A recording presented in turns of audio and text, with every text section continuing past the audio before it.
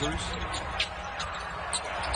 Black actually turned it over for North Carolina, but Wisconsin can't take advantage from the outside. Leaky Black goes coast to coast for the Tar Heels. SEC season. I was really surprised he didn't make first team. Wound up in the second team. He had a great game against Carolina, middle of January in Tallahassee. 4 threes. And he's one of these guys you can look at the end of the night and he's got like 9, 7, 5, and 3. He can be that kind of a guy. But he is a great pick there by Leaky Black. Stop here. They're looking for Walton, their best shooter. A challenge look. And then Leaky Black lays it in, but there are... Joe Lunardi's got the Hokies as a 9 seed right now. Love's 3 is way short. And Sharp and Bacot, a couple of teammates, actually battling for the loose ball. Black for 3. Back, nicely done. He's got 16. He is having some ball game, isn't he?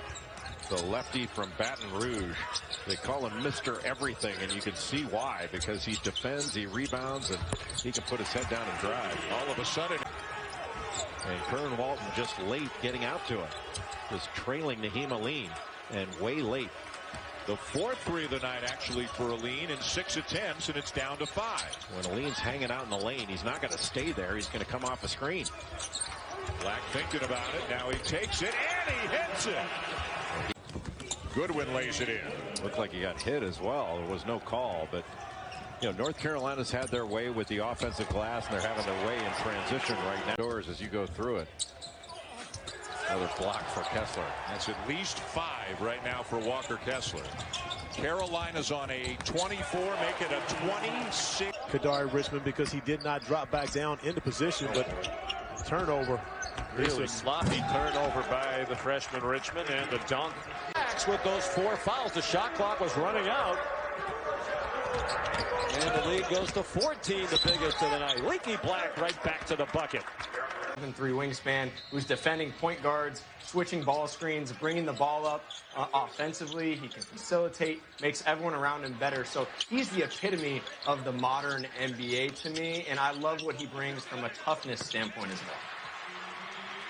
It was one of those fouls, John, as Carolina's trying to put the heat on. They forced a turnover in the backcourt. Leaky Black will get the end one. And there's 3-point shots out there, and that's just that's pretty much a layup for a lot of people. On the board. DJ Stewart is the #1 freshman scorer in the ACC and is a good shooter. He's starting to play much better because his shot selection has really improved over the last 10 games or so. He's at 13.5 points per game. Leaky Black, who does not shoot the 3rd year in a row, Roy Williams has had a freshman starting at the point. Love Fuller again. And the smaller lineup was the more successful lineup of the first half for Duke. Well, anytime you have size against a smaller team, it's which of the advantages is going to dominate. And, you know, Duke should be just going to ask you, what do they have to do, or what does he have to do to get going? Maybe a shot fake, and then Andrew Platek trying to take a charge at the wrong angle, or not moving as Hurt was moving. Good fake. Leaky Black with a step-in jumper. They'll look for some kickouts with the defense being concerned with the back cut. And headed toward the 8-minute media timeout. Amir's going to get a quick break so he can come in and see if he can finish the deal. Leaky Black. 9, Carolina with the basketball. Love will pull up and pop way downtown off the back of the iron. Kept alive by Black and slithers in. Feels that he's the best rebounder he's ever coached. And that's saying a lot when you consider the numbers that you talked about. Leaky Black getting out on the break and finishing it by 6. And Doug, we've got to mention. Well, go ahead. Excuse me, Corey. North Carolina shooting 54.5% from the field right now. NC State is allowing opponents in ACC play to shoot over. Well, it's in the DNA of NC State, especially under Kevin Keatts, to turn you over. And that's a big part of why they won the first game between these two teams back in December. In Raleigh, they forced the Tar Heels into 18 turnovers. But maybe Caleb Love and R.J. Davis for us then. And he said, look, I haven't been able to have the team over because of the pandemic. And you look at this timeline right here, that's certainly not ideal. Deep 3 from Jonah Antonio. Can't knock it down. Leaky Black, he was a great pass. Lane again, lays it up and in. Scoop to the hoop for Davian Williamson.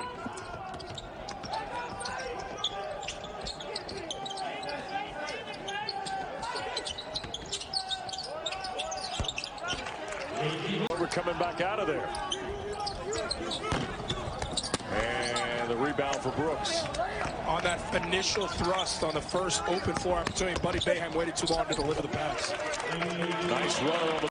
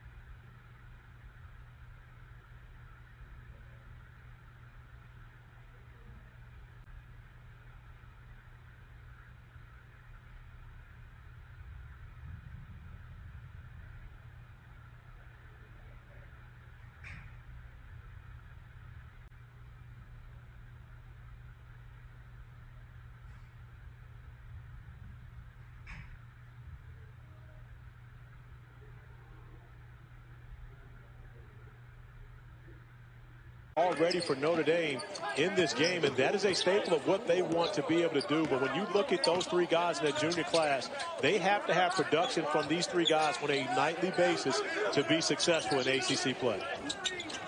Notre Dame leads the ACC this season in three-pointers made per game and in shooting percentage.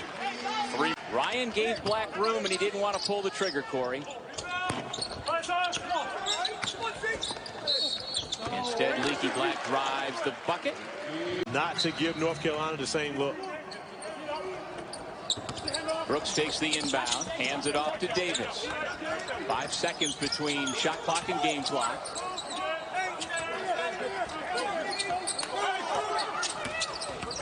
Now 10 seconds to shoot. Final 15 seconds of regulation. Leaky Black for the lead. He banks it home. But realizing after those 2 losses, he need to go back and have full contact. They won 6 of their last 7 games last year, the Jackets did. Their first winning record since the 15-16 season. They ended up 17-14. They were not eligible to play at the ACC tournament. They will be this year. With the protocols, you know, he's a guy that has not lost any of his confidence. You can tell by the way he plays. Roy Williams talked that he's got a lot of swag to his game. He is a double-digit scorer, 11.1 points per game for the freshman, but just 29% for the body of work this season from the floor. Field goal shooting percentage for Love. You see Georgia Tech mixing it up with a 1-3-1 zone if you're Carolina. Watch that shot clock, yep. Ball inside. Black, the recognition. And he recovers. You shooting doesn't make you a shooter. So I think that they benefit by getting him in his spot. Wright has made 4 3-pointers on the season. And came into the game 50% from beyond the arc. About a 5-second difference, shot and game. North Carolina had a lot of success earlier on being able to recognize getting the ball inside the free throw line. Love. Leaky. Black. Off balance. Wright's got to live in the second half. You see that last time Jose Alvarado penetrated, gave him a chance to get the nice little jump hook over that left shoulder. Maybe that'll get him going. 5 points now for Wright. Came into the game 57% from the floor. Tech have been the best three-point shooter so far. Couple of threes in the game for Walton. He's now got 7 for the season off the miss. Carolina wants to run with Davis. Black found an alley. 13-4 to start the second half. There's a drive and a missed layup by Moore. 8 minutes gone.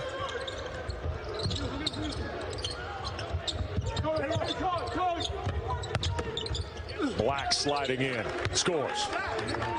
Giving them quality minutes, earning a bigger role as they go. See the note, Wolfpack trying to beat Carolina in this building. First time in almost 8 years, and there's... And the response has been excellent. And I love the energy of Ware. We have a little shot of them for good reason. Really has played well. Foul trouble on both sides, but players with two both out there for the Cats in the heels. They're not able to get a shot. Black slow start, but he nails it. And here is a shot from outside. No good by Johnson. The rebound and putback is good by Leaky. Every single time. Hard to guard. Wieskamp for three there. Iowa's made its last four. And Carolina the other. So to me, North Carolina's got a little bit of a mean streak on them right now. Yeah, wonder what Roy Williams said in that locker room, because there has been an ignition turned for North Carolina. Leaky Black got to the rim. It's a 7-point game. Well, it's not only 2 points, but it's how they score. Iowa cannot be afraid to get dirty points in this game. Driving the ball to the third bounce is a good example of it. Leaky Black steps out, knocks it down. 6-point game. Him on the phone, he could engage with you and talk about stuff. He wasn't one of those kind of recruits that said, when I answer your phone call, coach, tell me how great I am. I admire that about Caleb Love. He's wired with the right stuff. Well, what does that do for him down the next couple years? Makes him coachable, makes him a great teammate. It transfers to being a terrific leader someday. He's a very well-rounded guy. And every head coach that recruited him has told me the same thing. That's a big basket. Late shot. Holly Rowe did last night in that Kansas-Kentucky game. Oh, she's outstanding. Whoa. Fantastic. No. Our show doesn't really lend itself to sideline reporting. You don't think so? You don't think there's time? Black for three. Here for our entire lives. I'm 68 now. We know when they're coming, so we try to get out there and try to get inside of them. It's like being inside of that gel, that moisture-absorbing gel that the University of Texas has created. In the lane, Ramey responds nicely for Texas. R.J. Davis on the North Carolina end, and then Ramey right back at him in a flurry of offensive productivity. Yeah, I guess, I don't know. Just let that one go. He sort of pinballed off a couple defenders. There's two. Jim and Tom Steyer, proud as can be. The donations flowing in to Stanford with the third largest endowment in all of college. Of all time. I've been there. And this is one of the great games of all time. Let's just try to move beyond some of the nonsense that we've witnessed here from the judges. It's LaVall Jordan, by the way, the Butler head coach, as Carolina has it with 1:05 to go. That's what I thought. I didn't want to guess, though. Oh, my God. Oh. Statement rejection at the rack, approaching 4 to play in our first half. UNLV bolted out to a double-digit lead. Tar Heels trying to bounce back and just... Yeah, and that was one of the first things we talked about with Roy Williams this morning, how proud he was of Garrison Brooks taking on that leadership role and using his voice and platform to exact some change. Charleston going back to it's like a 2-3 matchup zone and try to slow this pace down a little bit and get some help for the bigs, but it seems like North Carolina